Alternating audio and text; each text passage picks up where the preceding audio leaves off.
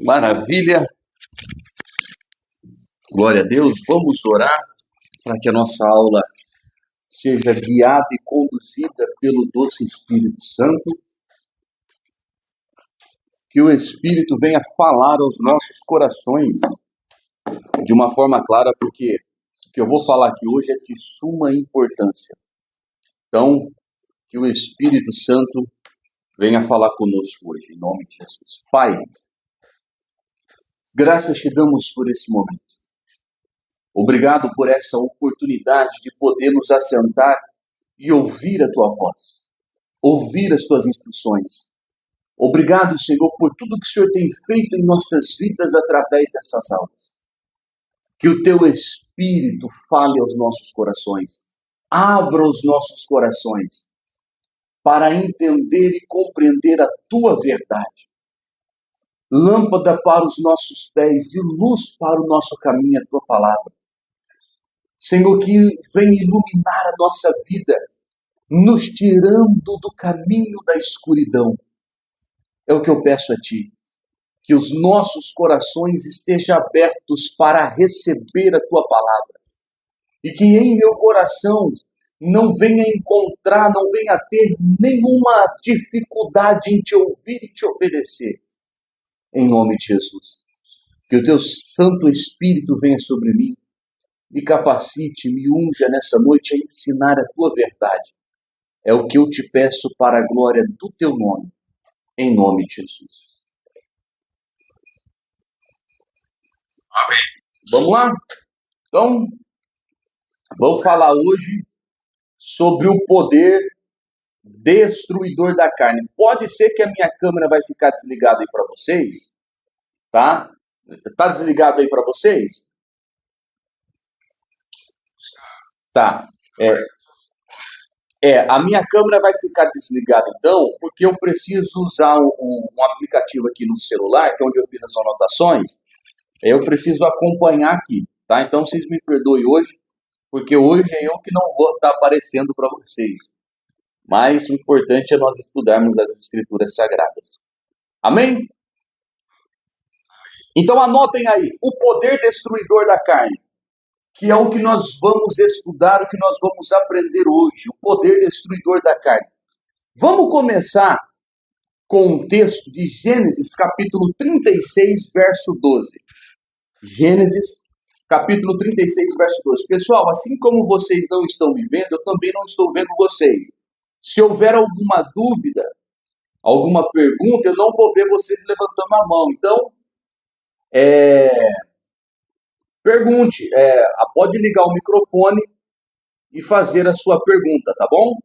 Pode me interromper à vontade.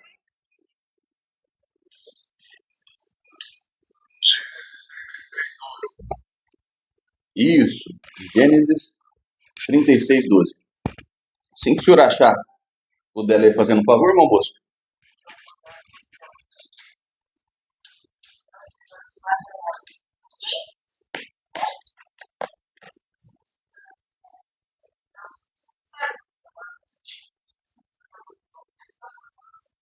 O senhor achou aí?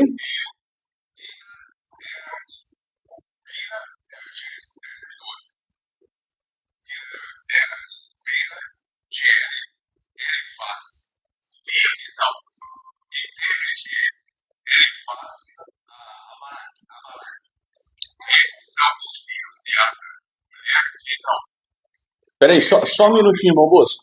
Irmã Rosa, eu vou desativar o seu microfone, porque às vezes dá alguma interferência aqui. Paz, irmã Cleide, me perdoe. Vamos ler o texto novamente. Gênesis capítulo 36, verso 12. Vamos lá.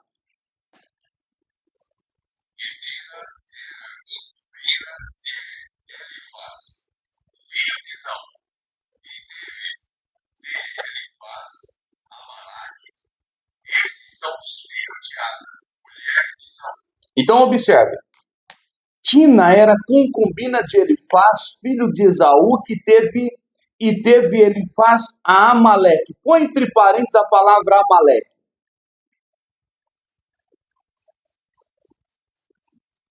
Aqui é a primeira vez que a palavra Amaleque vai aparecer. Correto? Aqui é a primeira vez que a palavra Amaleque vai aparecer. O que significa a palavra Amaleque? Amaleque significa perverso, iníquo.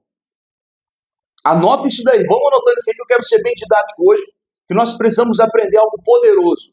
Nossa aula hoje, o poder destruidor da carne. Então, Amaleque significa perverso, iníquo. Amaleque, irmã Silvia, é uma tipologia da carne, da natureza caída, da nossa carne, da natureza caída de Adão que está no nosso corpo. Amaleque é uma tipologia da nossa carne, anota isso daí. Amaleque significa perverso e iníquo.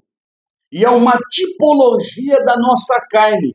Todas as vezes que você vê a palavra Amaleque na Bíblia, acredite, não vem nada de bom desse povo, porque é uma tipologia da nossa carne, da natureza caída que está em nós. Ele é pai de Amaleque. E ele é filho de Esaú. Ou seja, Amaleque é descendente de Esaú. Vão anotando isso daí. Amaleque é descendente de Esaú. Agora a pergunta que nós poderíamos fazer é: quem era Esaú? Quem era Esaú? Esaú era o primogênito, o primeiro filho de Isaac, o filho mais velho de Isaac. Abre Hebreus capítulo 12, verso 16. Pessoal, preste muita atenção, vão anotando os textos, nós vamos aprender algo poderoso aqui nessa noite. Hebreus capítulo 12, verso 16. Hebreus capítulo 12, verso 16, revela quem é Amaleque.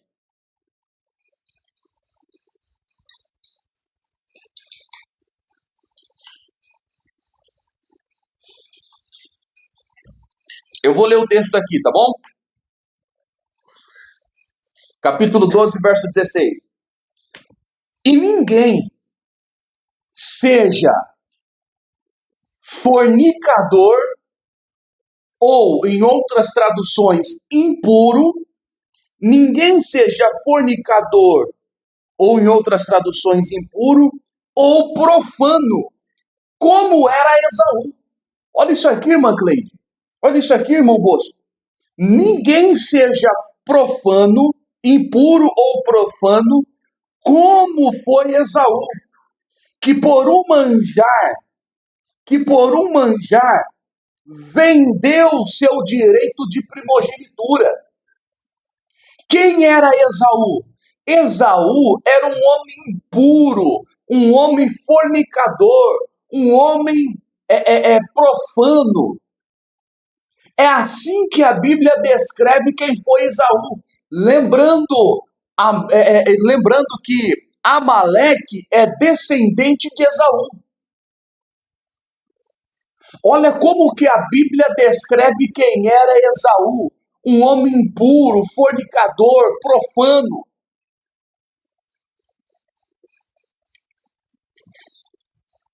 A palavra impuro ou fornicador, do original, vem da palavra pornos, que significa pornografia.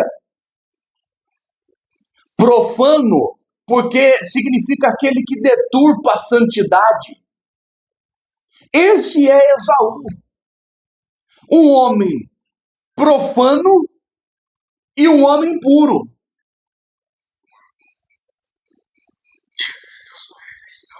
Não, ele vendeu a primogenitura por um prato de comida. Porque como ele foi o primeiro filho de Esaú, o primeiro filho de Isaac, irmão Bosco, como era o primogênito, ele tinha o direito da primogenitura. E quem tinha o direito da primogenitura tinha direito a 3 bênçãos. Primeiro, ser o sacerdote da casa após a morte do pai. Segundo, ter metade da herança do pai só para ele. E terceiro, ser o rei, ser o governador. Então ele troca o direito da primogenitura, irmã Rosa, ele troca por um prato de lentilhas, por um prato de comida. Por isso, ele foi chamado de impuro e profano, de fornicador e profano. Quem está pegando? Esaú, o irmão Bosco, é a origem de Amaleque. Esaú é a origem de Amaleque, porque Amaleque é da descendência de Esaú. E Amaleque representa a nossa natureza caída. A nossa carne, a nossa natureza carnal, a nossa que está no nosso corpo. E a natureza da caída de Adão que está no meu corpo não gosta daquilo que é santo ou sagrado, porque a primogenitura de que Esaú tinha é considerado como santo, como sagrado. E ele troca aquilo por um prato de comida, por algo desprezível, algo vil, algo que não tinha muito valor. Então ele pega aquilo que tem valor e troca por qualquer coisa. Esaú é da origem de Amaleque. Amaleque é da descendência de Esaú. Amaleque é uma tipologia da nossa carne. O que isso já começa a nos mostrar, nos apontar? Perdão. Que a nossa carne, a natureza caída de Adão que está no meu corpo, não gosta daquilo que é santo, não gosta daquilo que é sagrado.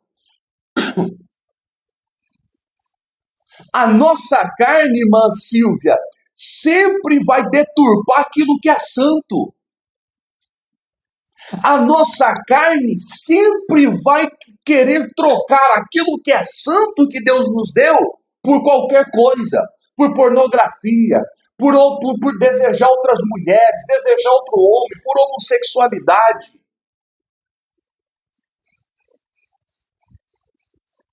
Quem está conseguindo entender isso aqui?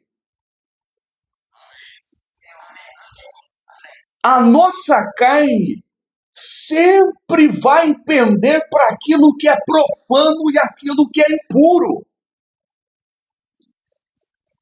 A nossa carne não vai gostar, não gosta, não gosta daquilo que é santo, não gosta de santidade.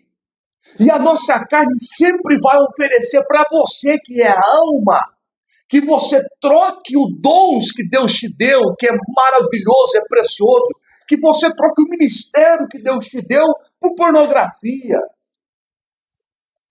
por adultério, por drogas, por cachaça. Ah, não sei se vocês estão pegando isso aqui não, irmã Cleide. Tá aí?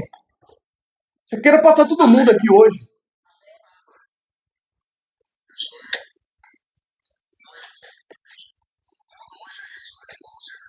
Claro, porque observe, anota isso daí, a tua carne, o teu corpo não vai converter. Porque a salvação do corpo se dará na glorificação desse corpo para um corpo de glória. Então, enquanto você estiver vivo, a sua carne não vai converter, o seu corpo não vai converter. E todos os dias o teu corpo vai lutar e vai pender para aquilo que é profano, para aquilo que é impuro. Ele sempre vai querer deturpar a santidade. Porque a nossa carne não gosta da santidade. Não gosta. E todos os dias vai querer trocar aquilo que é santo que está dentro de nós por qualquer coisa, por qualquer prazer. Aleluia, Jesus.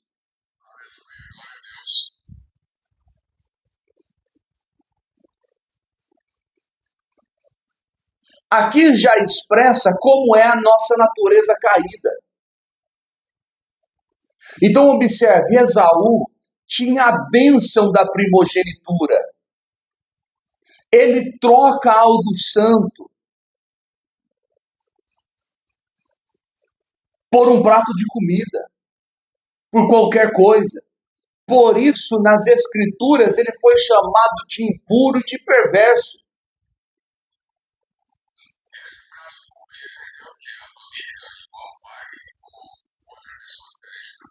Não entendi, irmão Bosco.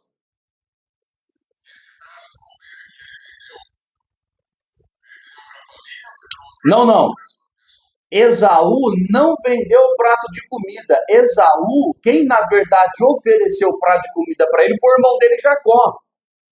Esaú chega de uma caça muito cansado e faminto. E o seu irmão Jacó estava preparando ali uma lentilhas, um guisado, uma comida ele estava preparando. E quando Esaú sentiu o cheiro da comida, ele chegou no seu irmão e falou assim: ó, me dá um pouco dessa comida porque eu estou com fome. Aí Jacó olhou para Esaú, seu irmão, e disse assim: ó, eu até te dou, mas vende para mim a sua primogenitura. Então, no momento de fome, Esaú trocou a primogenitura por um prato de comida. Por quê? Porque é nos momentos de dificuldade, é nos momentos de tristeza, é nos momentos de maior dificuldade na sua vida, é que a tua carne sempre vai querer trocar aquilo que é santo por aquilo que é impuro. Sabe, nos momentos de tristeza que dá vontade de jogar tudo para o alto, é nesse momento que a carne vai gritar para que você troque aquilo que é santo por aquilo que é vil, aquilo que é impuro, por qualquer coisa. Tem pessoas que por passar por tanta aprovação, eles trocam, eles abrem mão da santidade, de algo santo que está dentro dele, por um copo de cachaça. Quem está conseguindo entender isso aqui?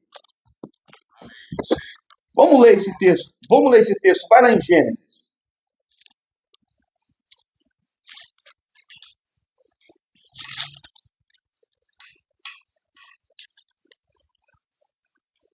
Gênesis capítulo 25, verso 24 em diante. Eu vou ler o texto aqui, tá bom?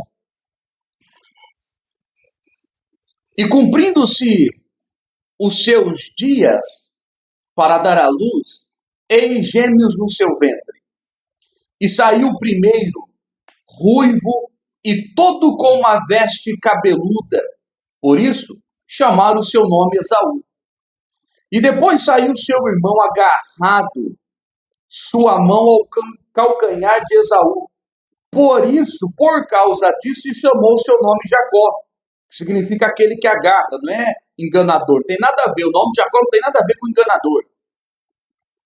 E era Isaac da idade de 60 anos quando o gerou. E cresceram os meninos. E Esaú foi varão perito na caça, varão do campo. Mas Jacó era varão simples, habitando em tendas. E amava Isaac a Esaú, porque a caça era de seu gosto. Mas Rebeca amava Jacó. E Jacó cozera um guisado. E veio Esaú do campo e estava ele cansado. Então, olha isso aqui, olha o detalhe. Esaú foi para o campo caçar, enquanto Jacó estava preparando um guisado. Quando Esaú volta da caça, faminto, com fome, quando Esaú volta da caça com fome, a Bíblia diz que ele volta cansado da caça. Quando ele sente o cheiro do guisado, ele chega no seu irmão cansado e faminto e diz assim: Jacó, me dê de comer esse guisado. Olha o verso 30. E disse Esaú a Jacó: deixa-me, peço-te, comer desse guisado vermelho, porque estou cansado. Por isso se chamou seu nome Edom. Então disse Jacó: vende-me hoje a tua primogenitura. E disse Esaú: eis que estou a ponto de morrer, e para que servirá logo a primogenitura? Então entenda isso aqui, Jacó não enganou ninguém. Quem não valorizou o que tinha foi Esaú. E por que Esaú não valorizou o que tinha, irmã Cleide? Por causa do cansaço. Ou seja, o cansaço te fará desvalorizar aquilo que tem valor. O cansaço te fará trocar aquilo que é santo por qualquer coisa. O cansaço da luta, da batalha, da guerra, sempre vai te fazer trocar por algo impuro, por qualquer coisa, por algo vil, algo que não tem valor. E aí tem pessoas que têm um chamado tremendo de pregar, de ensinar. Tem pessoas que cantam que é uma maravilha, mas no momento de cansaço, está tão cansada com tantas as coisas que ela troca aquilo que é santo que está dentro dela por um adultério, por uma cachaça, Quem está conseguindo entender isso aqui? Sei que o próximo culto que me convidar para pregar, se Deus permitir, eu vou pregar essa palavra aqui.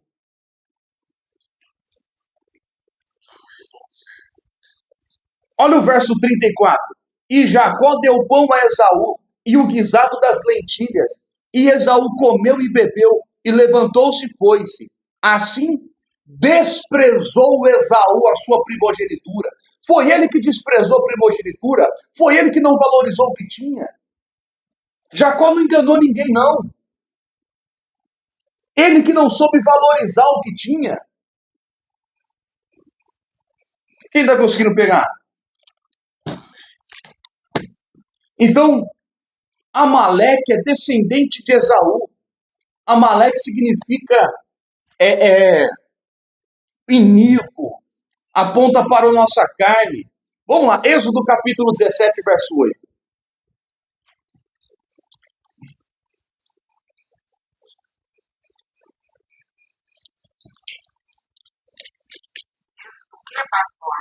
Êxodo capítulo 17, verso 8 em diante.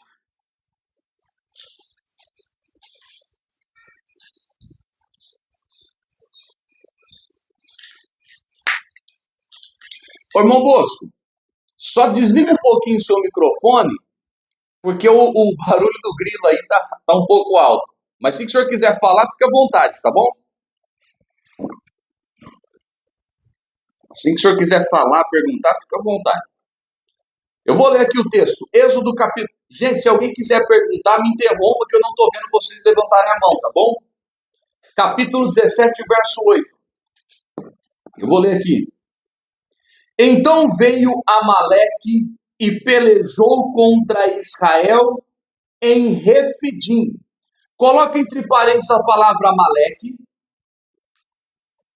Coloca entre parênteses a palavra Israel. Eu estou aqui notando junto com vocês, tá? Amaleque é uma tipologia da natureza caída de Adão que está na nossa carne. Israel é uma tipologia da natureza divina de Deus que está em nós. Oi? Claro. Coloca entre parênteses a palavra Amaleque e Israel. Amaleque aponta para a nossa carne, ou a natureza caída de Adão que está na nossa carne, nosso corpo. Israel aponta para a natureza divina de Deus que está em nós.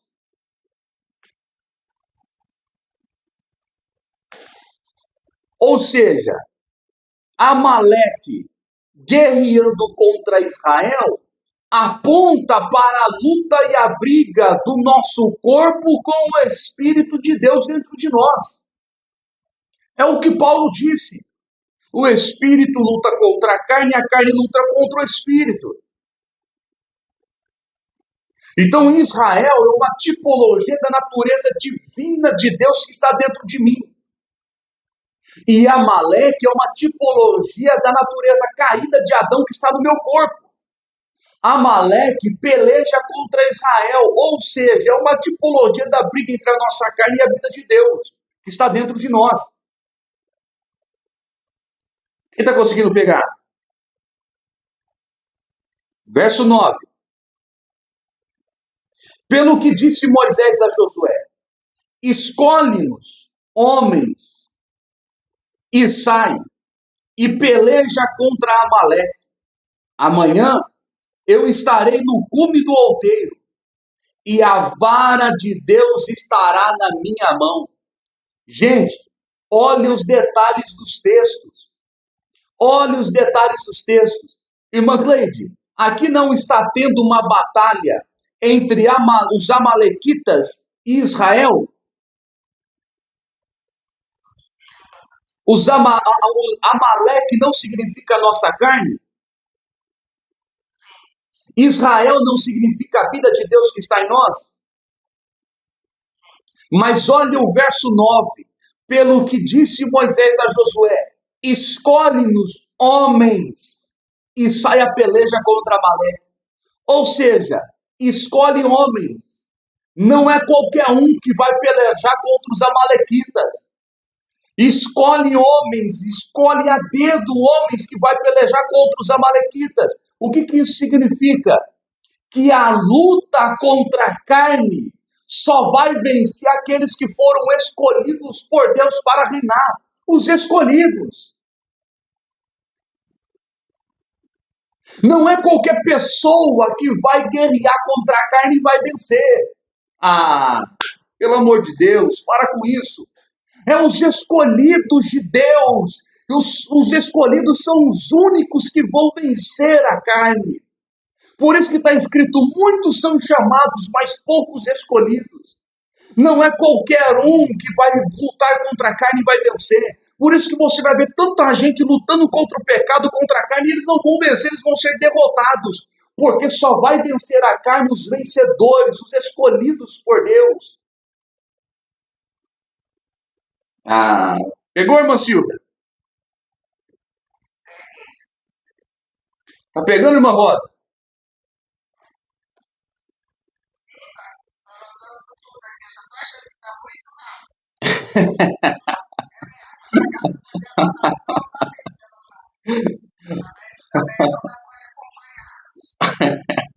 Vamos lá, o que vocês querem que eu repita?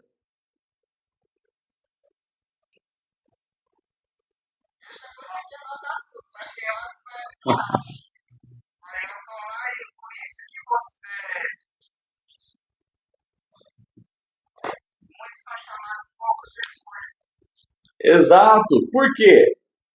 Porque observe, olha o verso 9. Pelo que disse Moisés a Josué, escolhe os homens. Porque não era qualquer homem que iria guerrear contra os amalequitas.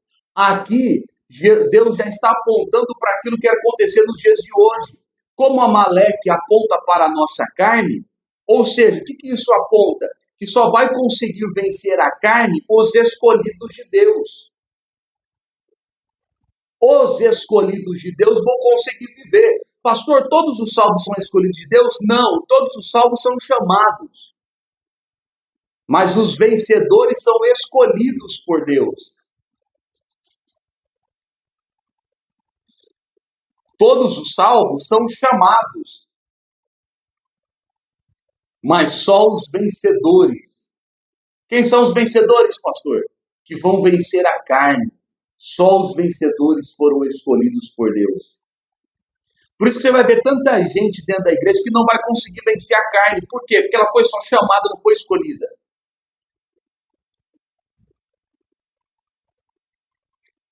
Alguma gente tá que tremendo. Hoje eu estava estudando sobre isso e eu senti no meu espírito dessa aula hoje. Nós precisamos entender isso, aprender isso. Então observe, há uma natureza caída que está no seu corpo. E o seu corpo não vai se converter enquanto você estiver vivo. E todos os dias, o teu corpo, a tua carne, vai querer trocar aquilo que é santo de Deus que está dentro de você por qualquer coisa. Nós fomos, nós que estamos aqui, fomos chamados, e eu acredito que fomos escolhidos por Deus. Há algo sagrado dele dentro de nós, há algo santo dele que ele nos deu, que é o que? Os dons espirituais, os ministérios. Vocês estão conseguindo entender isso aqui? Só que, irmão Bosco, tem dias, tem momentos que por causa do cansaço, as pessoas trocam aquilo que é santo por qualquer coisa. Ah, estou cansado mesmo, não aguento mais essa vida de crente, eu vou ali ver uma pornografia, vou ali ver tomar uma cerveja, vou ali fazer qualquer coisa, vou ali usar uma droga, vai trocando. Por quê? Porque a sua carne, irmão, não gosta daquilo que é santo. Exatamente. A nossa carne não gosta daquilo que é sagrado, daquilo que é santo. Quem está conseguindo entender isso aqui? Glória a Deus. Não é qualquer um que conseguirá vencer a carne, só os escolhidos. Então põe entre parênteses no verso 9. Escolha-nos, os escolhidos. Verso 10. E fez Josué como Moisés lhe dissera, pelejando contra Amaleque. Mas Moisés, Arão e Ur subiram ao cume do outeiro. Verso 11. E acontecia que quando Moisés presta atenção nisso daqui, quando Moisés levantava a sua mão, Israel prevalecia. Mas quando Moisés abaixava a sua mão, Amaleque prevalecia. Ah, olha que poderoso isso aqui, irmã Cleide, irmã Rosa. Olha isso aqui, irmão Bosco, que poderoso. A Bíblia diz que enquanto Israel está guerreando contra os amalequitas, Moisés, Ur e Arão subiram para o monte. E Moisés, com o cajado na mão, ficou com o braço levantado. Enquanto Moisés estava com o braço levantado, com o cajado na mão, Israel vencia a guerra. Mas havia momentos que o braço de Moisés pesava e a mão dele caía. Quando a mão dele caía, os amalequitas prevaleciam na guerra, estavam vencendo na guerra. O que isso aponta? Isso aponta para a importância de ter alguém que esteja com as mãos estendidas por nós, porque nós estamos em constante guerra com a nossa carne. Nós estamos em constante luta contra a nossa carne. E é importante termos sacerdotes, pastores que estejam com as mãos estendidas sobre nossas vidas, intercedendo sobre nossas vidas.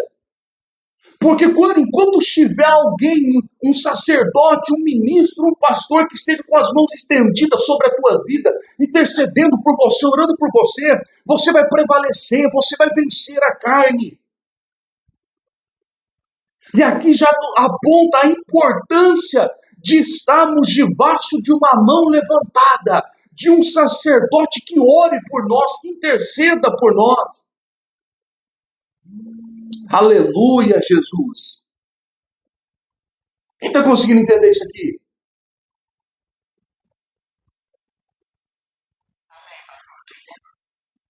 A importância de nós termos um ministro, um sacerdote com as mãos estendidas. Porque enquanto o braço de Moisés estava levantado, o Israel prevalecia e vencia a guerra. Enquanto estiver um ministro orando pela tua vida, você estiver debaixo das mãos levantadas de um ministro, de alguém que foi levantado por Deus, alguém que foi instruído, instituído por Deus, acredite, você vai vencer a carne.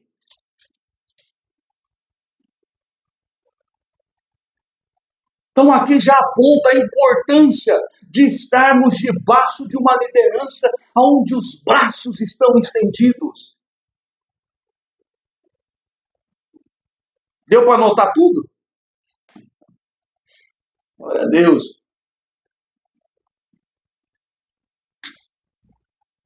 Que bênção, que aula. Ensine isso daqui. As pessoas precisam ouvir isso.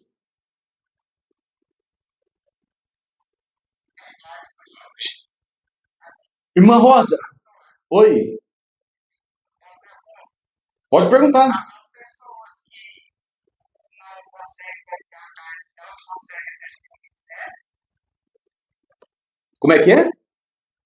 As pessoas que não foram escolhidas, que não conseguem pegar carne, elas conseguem exercer o ministério, chamado? Mas tem muitas assim em cima dos púlpitos. Mas muita. Pessoas que pregam e nos faz chorar. Pessoas que cantam e nos faz chorar. Tem dons, tem ministério. Porém vive uma vida profana. Porque a carne está vencendo eles. Só que um dia eles vão estar diante de Jesus. E sabe o que Jesus vai dizer, irmã Silvia? Eu não te conheço. Senhor, mas eu preguei em teu nome. Senhor, mas eu curei, eu ressuscitei morto. Isso é dons que foi dado a homens. E dons são irrevogáveis, Deus não toma mais. E aí Jesus vai olhar para eles e falar assim, eu não conheço vocês. Porque vocês trocaram aquilo que era santo e sagrado dentro de vocês por qualquer coisa, por algo impuro e profano. Conseguiu pegar, irmã Silvia?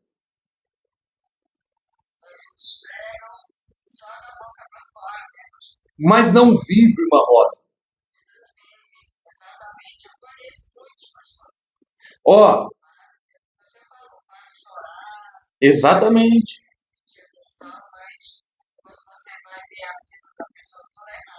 Exatamente.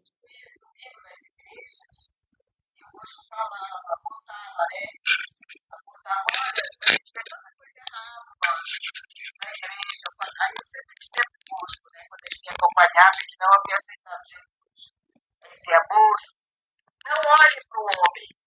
Quando você entrar numa igreja para me acompanhar, não olhe para o homem. Toda vez que você olhar, você vai encontrar falhas. Mas se concentre, ore, faça sua oração em Jesus. Olhe para Jesus.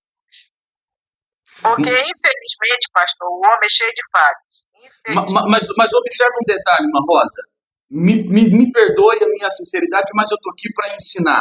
Observa um detalhe. Eu só consigo transferir para você aquilo que eu tenho aqui dentro. Sim. Se eu tiver a vida de Cristo aqui dentro, eu transfiro para você. Só que se eu não tiver a vida de Cristo, eu vou transferir o que eu tenho. Porque esse é o propósito. Implantar no coração das pessoas a vida de Cristo que está dentro de mim. Então, observe, eu por muitas das vezes eu pensei como a senhora, até que eu entendi as escrituras. Por quê? Porque tem muitas pessoas que... Eu tinha esse pensamento seu, irmã Rosa, a senhora até me perdoa, mas para compartilhar com vocês, eu tinha esse pensamento, não devemos olhar para os ministros, não. Devemos sim. Devemos sim, por quê? Porque sobre as costas deles há uma responsabilidade. Que se eles não exercer com responsabilidade, com temor ao Senhor, não tem o porquê eu estar lá. Não tem o porquê eu estar debaixo dessa unção. Porque observe. A gente saía da igreja, pastor. Só concluir aqui, irmã Rosa, só um minutinho. Que aí a irmã já fala, só concluir. Jesus, quando estava com Pedro, Jesus disse assim, Pedro, tu me amas? Sim, Senhor, eu te amo. Quando Pedro falava que ama Jesus, olha o que Jesus dizia. Então apacenta as minhas ovelhas. Porque o primeiro requisito que um pastor chamado por Deus deve ter para pastorear as ovelhas é primeiro amar a Cristo. E se eu amo a Cristo, eu vivo a tua vontade e os teus princípios. Agora, o problema está em quando eu deixo de amar a Cristo. Se eu deixo de amar a Cristo, eu não vivo mais os princípios dele, eu vivo os meus. E vivendo os meus, a minha carne vai prevalecer. Ao invés de eu cuidar de ovelhas, eu vou bater nelas. Vocês estão conseguindo entender? Sim. Então, esse é o meu pensamento. Pode ficar à vontade, pode falar. O que eu gostaria de concluir é como eu concordava com o Bosco de ver as coisas erradas e nós saímos da igreja. Como eu acompanhava minha mãe nessa igreja, ele não concordava, não vou citar o nome. Sim, sim. E aí, como a minha mãe faleceu, ela era de lá, e aí, depois que a mamãe faleceu, nós não frequentamos mais, nós saímos da igreja. Entendeu? Glória a Deus. Porque a gente sabe quando as coisas estão... quando existe o temor de Deus, pastor. É verdade. Quando nós tememos a Deus e nós percebemos quando o pastor ele teme a Deus, que ele fala, e a gente recebe aquilo. Você, pastor Thomas, você é nosso professor, você nos ensina. A gente percebe que você tem o Espírito Santo de Deus na hora que está ensinando. Amém. Sabe? Eu percebo, eu sei, eu conheço. Você não está aqui para enganar, mas tem muitos que estão para enganar. Glória a Deus, glória a Deus. Glória a Deus. Eu entendo assim. Irmã Cleide, você já vai fazer a pergunta, tá? Eu entendo assim. que depois que eu comecei a estudar as Escrituras, eu entendi a importância de um chamado, de um ministério. Eu entendi qual é a minha responsabilidade qual é a minha responsabilidade com vocês ou com qualquer pessoa que Deus colocar no meu caminho, baseado naquilo que o Senhor me deu, os dons de um ministério. Sabe por que muitos pastores se perdem? Porque eles não sabem nem qual é o propósito de Deus na vida deles. Eles não entendem nem o porquê que eles estão ali. Porque no dia que eles entenderem, verdadeiramente entrar no coração, irmão, é difícil você querer viver uma vida mundana sabendo da responsabilidade que está sobre as suas costas. Eu não falo porque eu sou melhor do que ninguém, não.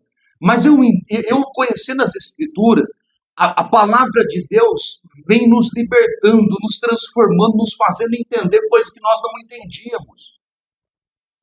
E a irmã Silvia está orando comigo nas madrugadas, na meia-noite, e ela sabe, nas orações eu tenho pedido muito a Deus, Senhor, nos dê temor, nos faça temer ao Senhor todos os dias. Porque o que a igreja precisa hoje é da 7ª face do Espírito, que é o Espírito de temor. A igreja do Senhor, muitos ministros já perderam o temor ao Senhor. E se nós perdemos temor a Deus, irmão, acabou. Acabou Thomas, acabou seja lá quem for. Então eu tenho orado muito a Deus, Senhor, nos dê temor, não nos deixe perder o temor. Que nós venhamos ser temente a Ti. Porque os desejos da carne vão vir, porque o pecado está na nossa carne. Os desejos carnais vão vir. Mas se eu temer a Deus de todo o meu coração, eu não vou pender para as vontades da carne, porque eu temo aquele que está dentro de mim. Então os pastores, não só pastores, tá? Muitas pessoas perderam o temor ao Senhor. Macleide, pergunta aí. Pastor, eu gostaria de saber por que assim, Deus permite que uma igreja tenha líderes dessa maneira. Tá certo, esses líderes não passou a desacreditar de Jesus, né? Mas por que Deus permite? Tem tantas pessoas que estão ali dentro que têm fé em Jesus, que acreditam em Jesus, mas fica entristecida. Eu conheço pessoas que estão afastadas, que era diácono, sabe, líder, e na caminhada aconteceu coisas que entristeceu e a gente fica assim, nossa, jamais poderia imaginar aquela pessoa fora dos caminhos do Senhor. Realmente, foi isso que o Senhor falou. Voltou a ir beber, sabe? Voltou a ir nas boates, essas coisas. Por que Deus permite esses líderes, assim, às vezes, vamos dizer assim, magoar as ovelhas? Eu não sei se... Deixa eu acompanhar a irmã Cleide. Uhum. Eu estou de escanteio lá na igreja. Eu perdi para falar, para apoiar a igreja. Ninguém me dá atenção, ninguém deixa eu falar. Principalmente o pastor, me jogou assim, entendeu? E eu respeito o homem, tá entendendo? Eu fico observando aqui, já comecei várias vezes com a Rosa. Você está observando? Então, eu procurando fazer o melhor. E eu, muitas vezes, eu sei mais o que está acontecendo na Bíblia do que ele. Desculpa eu falar assim. Sim, eu sei. Eu te entendo. E eu falo para vocês que muitas vezes vocês podem saber muito mais do que os pastores. E eu estou até deixando de falar nas células, eu mesmo estou deixando de... Estou como se eu não estivesse lá dentro. Eu estou mesmo, tá entendendo? Até dar resposta, essas coisas, eu estou ficando no meu lugar. Por que isso acontece, o pastor? Tipo assim, que nem o irmão Bosco tem a presença do Senhor, ele quer ensinar, ele quer cooperar, ele quer ajudar, ganhar alma. E muitas vezes, pode acontecer com todos os ministérios, muitas vezes quem está lá em cima, que nem ele falou, a gente tem que respeitar quem está lá em cima, né? A gente também não pode ultrapassar. Por que eles não dão oportunidade para essas pessoas que querem realmente, assim, trabalhar, que quer servir Jesus verdadeiramente, com seriedade? Por que será que isso acontece? É coisa espiritual também, que para vamos dizer assim, o ministério não crescer? O que será que acontece? Uma crente, isso é medo. Tá. Pode ser, né? Vamos lá por partes, então. Deixa eu responder sua primeira pergunta, irmã Cleide. Eu não sei se você lembra, mas você já me fez essa pergunta e eu já até te respondi. Não sei se você lembra. Eu lembro como se fosse hoje, você fez a mesma pergunta e te mostrei um texto, vou te mostrar ele de novo. Abra sua Bíblia aí, irmã Cleide. Eu vou responder essa pergunta e depois você responda a outra, tá? Abra sua Bíblia em Mateus capítulo 13, verso 24. Talvez no momento que eu for ensinando, você vai lembrar disso. Mateus 13, 24. Isso. A parábola do trigo, a parábola do trigo e do joio. Eu vou ler o texto aqui. Acharam aí? Todo mundo achou? Eu já. Então, a primeira pergunta que a irmã Cleide fez foi: pastor, por que Deus permite que essas pessoas continuem pastoreando, continuem a liderança, mesmo vivendo uma vida pecaminosa? Vamos lá. Parábola do joio e do trigo. Propôs-lhe outra parábola dizendo: o reino dos céus é semelhante a um homem que semeia boa semente no seu campo. Mas, dormindo os homens, veio o seu inimigo e o semeou o joio no meio do trigo e retirou-se. Primeira coisa que nós precisamos entender. Pode ser que você aprendeu que joio fala dos crentes, trigo fala dos crentes e o joio fala dos ímpios, aqueles que não são salvos. Mas não tem nada disso, tá? Isso não tem nada a ver, não corresponde. Tanto o joio quanto o trigo são salvos. Só que o trigo se refere aos vencedores e o joio se refere aos não vencedores. Correto? Porque observe, Jesus vai falar de uma parábola do reino e Jesus nunca vai falar do reino para quem é ímpio. Então, tanto o joio quanto o trigo são salvos, são crentes. A diferença é que o trigo representa os vencedores e o joio os não vencedores. Então, observe, verso 26. E quando a erva cresceu e frutificou, apareceu também o joio. E os servos do pai de família, indo ter com ele, disseram-lhe: Senhor, não semeaste tu no teu campo boa semente? Por que tem então joio? E ele lhe disse: um inimigo é quem fez isso. E os servos lhe disseram: queres, pois, que vamos arrancá-lo? Então, observe. Enquanto aquele que cuidava da plantação dormiu, veio o inimigo e começou a plantar joios no meio do trigo. O inimigo aponta para o diabo. Esse homem que cuida da plantação aponta para os pastores. Ou seja, quando os pastores dormem, o inimigo trabalha no coração e na mente dos crentes, dos salvos, fazendo com que eles deixem de ser trigo e passem a ser joio. Quando os pastores dormem, no sentido de que não está mais cuidando das ovelhas, dispersou das ovelhas, o inimigo vem com total facilidade e trabalha na mente dos salvos, que até então era vencedor. Mas quando o inimigo vem e trabalha porque o pastor não está cuidando, aquela pessoa passa de trigo para joio. Quem conseguiu entender até aqui? Maravilha. Aí vem alguém e fala assim: Senhor, mas não tinha só boa semente? Por que nós estamos vendo o joio aí também? Aí ele diz assim: Senhor, o senhor quer que eu vou lá e arranque o joio? Olha a resposta. Verso 28. E ele disse: um inimigo é quem fez isso. E os servos lhe disseram: queres, pois, que vamos arrancar o joio? Olha o verso 29. Porém, ele lhes disse: não, para que ao colher o joio, não arranque também o trigo com ele. Então, observe um detalhe. Por que muitas das vezes Deus sabe que um ministro, que um cantor, um pregador, um pastor, ainda pastoreia, está na liderança, mas vive uma vida pecaminosa, carnal? Por que Deus ainda deixa ele? Porque muitas das vezes, se Deus tirar ele, muitas pessoas que estavam ali confiavam no pastor vão cair. Vão se afastar, não vão aguentar. Então, para que isso não aconteça, Deus deixa por um tempo. Por quê? Porque no tribunal de Cristo, Deus vai separar quem é joio e quem é trigo. Então, tem muita gente, irmão, que tem pastores renomados aí, que pessoas que confiam, sabe? Pessoas que estão ali, são um espelho para eles. Não deveriam, né? Mas são um espelho. Então, para que não haja um escândalo maior, essas pessoas, esses pequeninos que se espelham nesses pregadores, nesses cantores, para que eles não se afastem, Deus deixa por um tempo. Mas fica tranquilo. Haverá um tempo que Deus vai separar quem é joio e quem é trigo. Amém. Glória a Deus. Porque se Deus tirar muitas das vezes o joio no meio do trigo, corre o risco de arrancar quem é trigo. Quem é trigo. Se Deus revelar o pecado de muitos ministros, muitos pastores, muitos pregadores, infelizmente muitos homens e mulheres que se espelharam neles vão se afastar, não vão aguentar. Então, por amor a quem ainda é trigo, Deus ainda deixa por um tempo, irmã Silvia. Mas olha o texto. Porém, ele lhe disse, não, para que ao colher o joio, não arranqueis também o trigo com ele. Deixe crescer ambos juntos, até a ceifa, até a volta de Jesus. Deixe os dois crescerem juntos, até a volta de Jesus.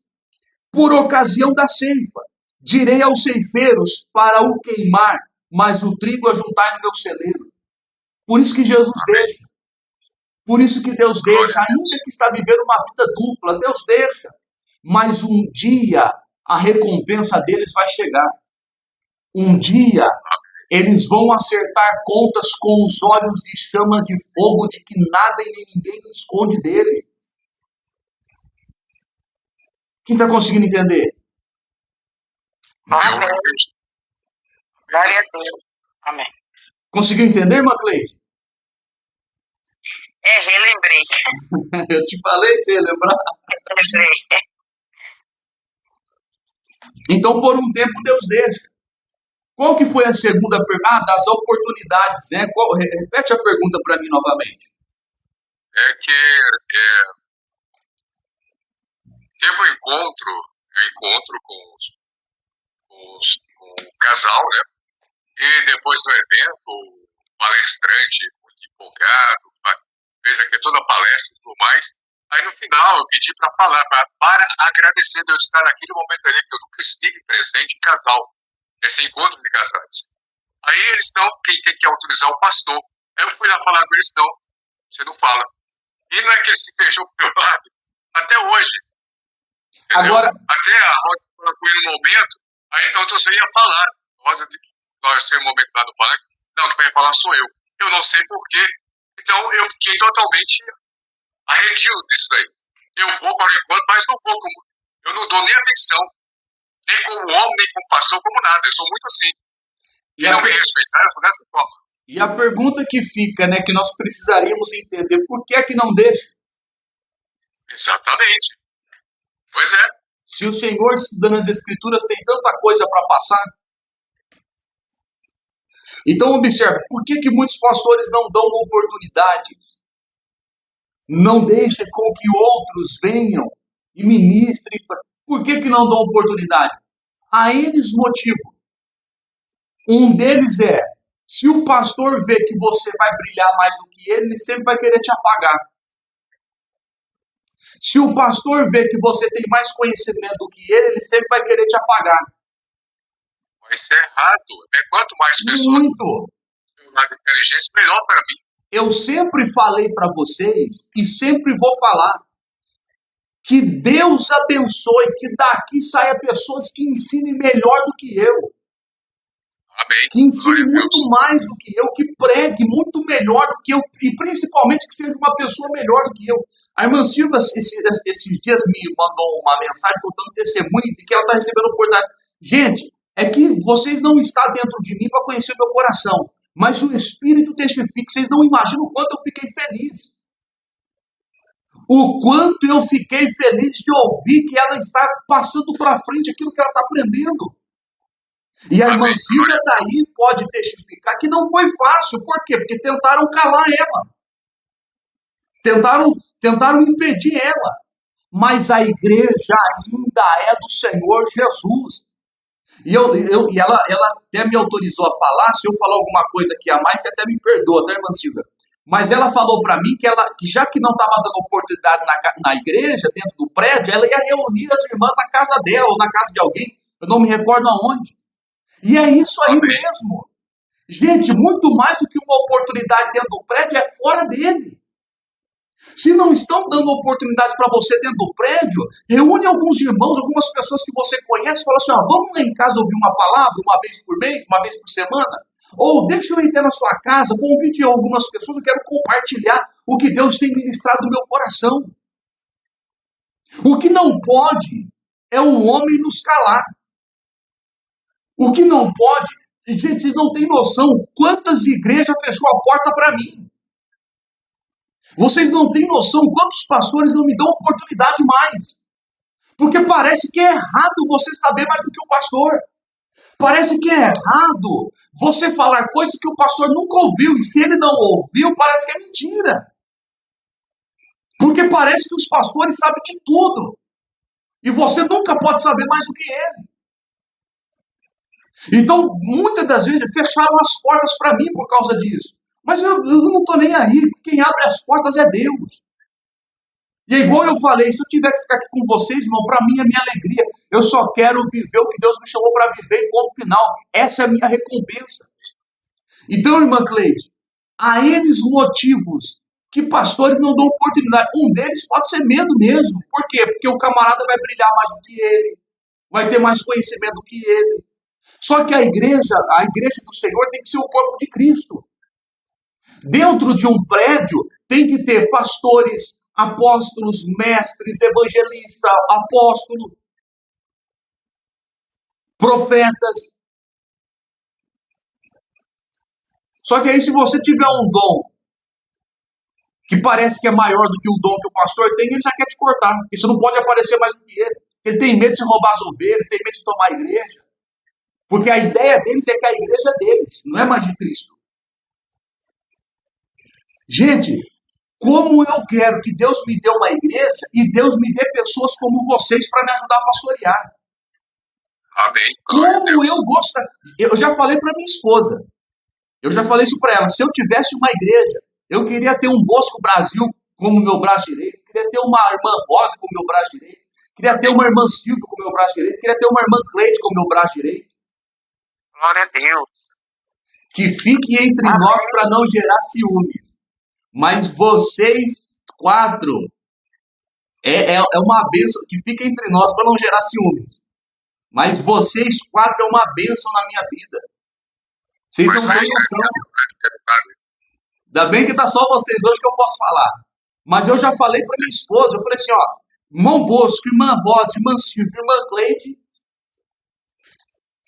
são tipo de pessoas que eu gostaria que estivesse ao meu lado no dia que Deus me desse uma igreja. Que são pessoas que têm compromisso, que querem, sabe, irmãos? Entendeu? Então, Hoje eu dei a aula da unção, pastor. Vamos lá. A irmã Silvia fala, depois a irmã Cleide fala. Vai lá. Hoje eu dei a aula. A irmã estava falando, desculpa. Hoje eu dei aula sobre o que é unção. Aí, ó.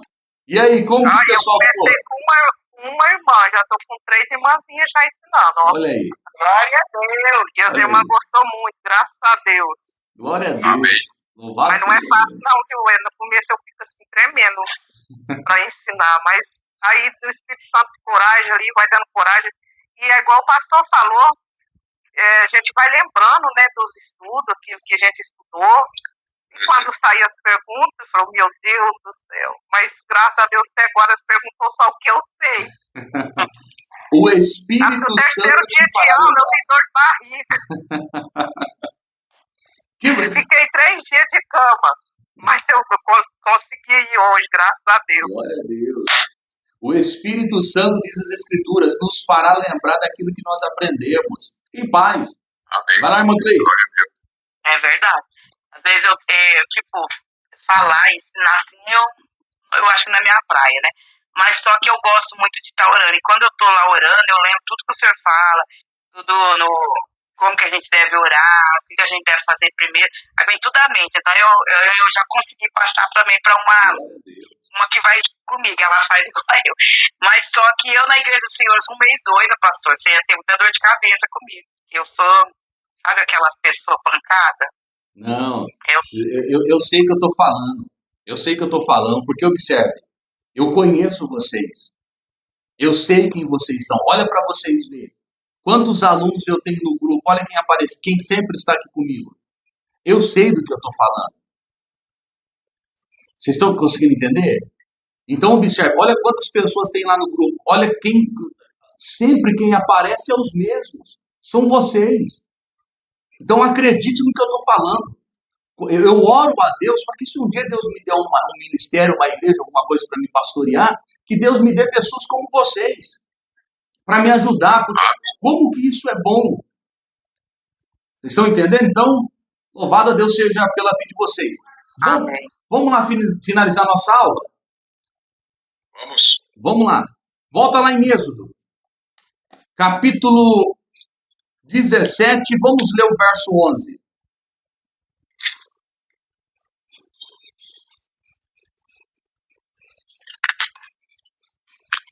E acontecia que quando Moisés levantava sua mão, Israel prevalecia. Mas quando ele abaixava sua mão, Amaleque prevalecia. Então, eu já falei para vocês da importância de termos uma autoridade, de termos alguém que tenha um chamado de Deus, que esteja com as mãos estendidas e levantadas sobre nós, para interceder por nós, orar por nós, porque assim nós iremos vencer a carne.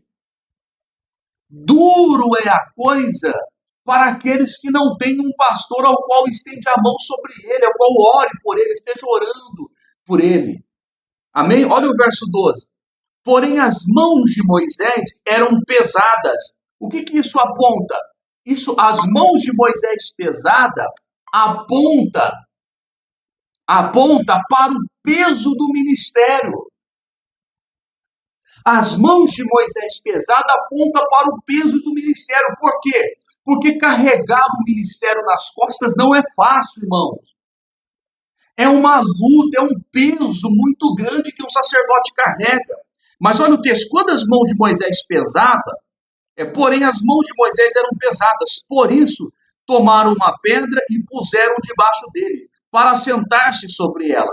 E Arão e Hur sustentaram as suas mãos, um de um lado e o outro do outro. Assim ficaram as suas mãos firmes até que o sol se pôs. Ou seja, Arão e Hur aponta para pessoas que estão junto com o sacerdote, que estão junto com o pastor. Por isso que eu falo para vocês, por isso que eu disse para vocês, como eu quero que Deus, se um dia Deus me der, eu não sei, pode ser que Deus me deu, eu anseio muito por isso. Mas se Deus me der, como eu quero pessoas como vocês, que eu tenho certeza que queriam me ajudar, queriam estar comigo. Sabe por quê? Porque carregar o ministério nas costas não é fácil. Não é fácil, irmão. Você lidar com vários tipos de personalidade, vários tipos de pessoas. Sabe, se um dia você não passar perto de uma pessoa e não falar, irmãos, acredite. Eu sou uma pessoa que eu sou muito ruim de guardar nome e fisionomia. Mas muito ruim mesmo. E quantas pessoas já não passei perto, irmão, que eu nem lembro. A pessoa chega em mim e fala, paz, pastor, irmão, se eu chamar de irmão ou de irmã, acredite, eu não lembro o nome. Então eu sou muito ruim. E tem pessoas, irmão, que se você não passar, não cumprimentar, a pessoa te excomunga. Sabe? Então há um peso. Porque elas acreditam que o pastor tem que ser 100% perfeito, em todo momento. Não é assim. Então há um peso. E quão bom é você ter alguém que possa te ajudar. Quão bom é um sacerdote ter alguém que possa até ouvir. Porque observe, lembra de Jesus quando estava no Getsemane? Jesus estava angustiado. Ele chama Pedro, Tiago e João, vai um pouco mais para frente, e para Pedro, Tiago e João ele se abre dizendo, eu estou angustiado, eu estou triste. Porque o pastor, irmão, precisa ter pessoas de confiança a qual ele possa se abrir. Pastor não pode se abrir para qualquer pessoa. Porque se o pastor se abrir para qualquer pessoa, aquela pessoa já não acredita mais nele. Já não confia mais no chamado dele. Então, pastores precisam ter pessoas que ele possam se abrir e falar, fulano, me ajuda nisso. Eu não estou aguentando nessa área. Quem está conseguindo entender isso aqui? Amém. Verso 13, para a gente já finalizar. Amém. Verso 13. E assim Josué desfez, põe entre parênteses a palavra desfez. Puxa uma setinha. Desfez significa enfraqueceu. Vou notar aqui com vocês. Desfez significa enfraqueceu. E assim Josué enfraqueceu Amaleque e ao seu povo e ao fio da espada. Olhe para mim. Aqui está o problema. Por quê? Porque Deus não levantou Moisés para enfraquecer Amaleque. Deus levantou Moisés para destruir Amaleque. Porém, Josué só enfraqueceu os amalequitas. E aqui está o problema, qual? Com a carne não se brinca.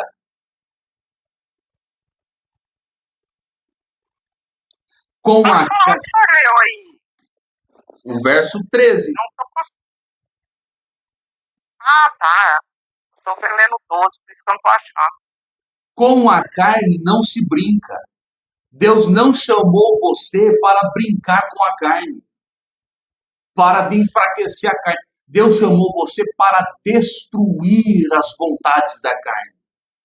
E se você só enfraquecer, acredite, uma hora ou outra a carne vai se fortalecer e vai te destruir.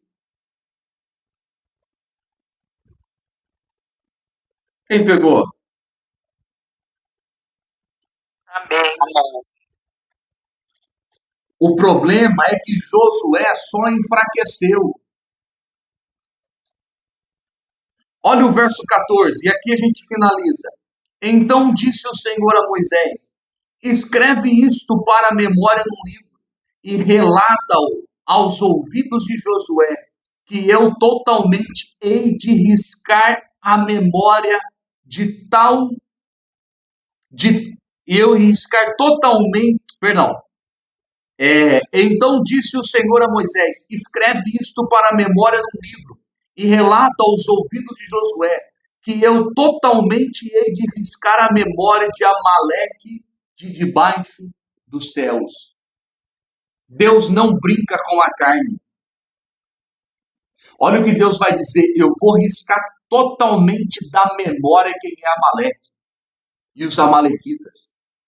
Porque Deus não brinca com a carne, nós não devemos brincar com a carne. Deus não nos chamou para enfraquecer a carne, Deus nos chamou para destruir a carne. Quem pegou? Glória a Deus. Essa é a primeira parte da aula, tem mais coisa para falar. Terça-feira que vem a parte 2. Não falta não. Tá? Terça-feira que vem a parte 2. Bom, apesar que vocês não faltam, né?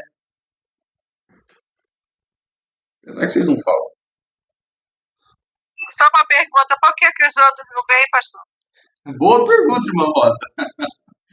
Boa pergunta. Boa pergunta. Já falta, né, dos irmãos. E eu fico, além de eu ficar entristecido, deixa eu só finalizar aqui, só um minutinho.